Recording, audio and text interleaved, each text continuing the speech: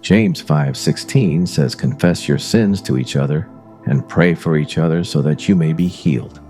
The prayer of a righteous person is powerful and effective. This confession is not punishment. It is confession for connection. Healing begins when both partners sit down and speak honestly, not to blame each other, not to collect stories for future arguments, but to say, "This is who I was, this is who I am now, and this is what I want to become." Words spoken consistently create the atmosphere you live in. When you speak forgiveness, your heart follows. When you speak peace, your mind aligns. When you bring your past into the present, you rewrite the signal you send into the future. The second principle is to respect the agreements you both make. The world is an open book. Every couple writes an agreement on its pages. The universe, or whatever name you choose, does not respond to intention. It responds to agreement.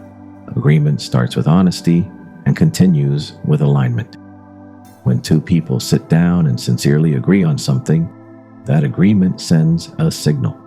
It creates order, it shapes destiny, it sets the tone, but many couples never reach that point.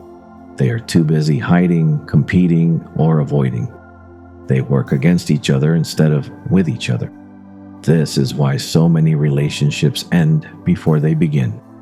Not because love is weak, not because people don't try, but because couples do not reconcile their past, they do not respect their agreements, and they do not work on the problems they once feared.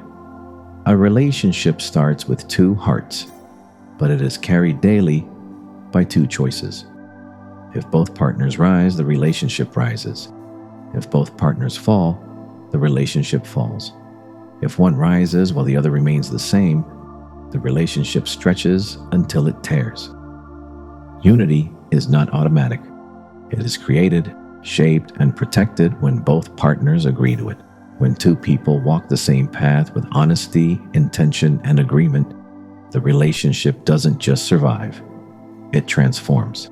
The third principle is to commit to doing the things you once saw as weaknesses. Everyone has flaws, blind spots, and habits that need work. In a relationship, you don't hide them. You grow through them. Commitment means that if something threatens the harmony of the bond, you work on it together. Not by force, not through guilt, but through love and intention. When two people walk the same path with honesty, agreement, and steady effort, the relationship becomes stronger and more aligned. In this video, we talked about the second principle: respect the agreements you both make. The third principle: commit to doing the things you once saw as weaknesses. If this spoke to you, do 3 things for me. Drop a comment and tell me what stood out to you. Share this with someone who needs to hear it. Like this video and subscribe so you do not miss the next part. Shalom.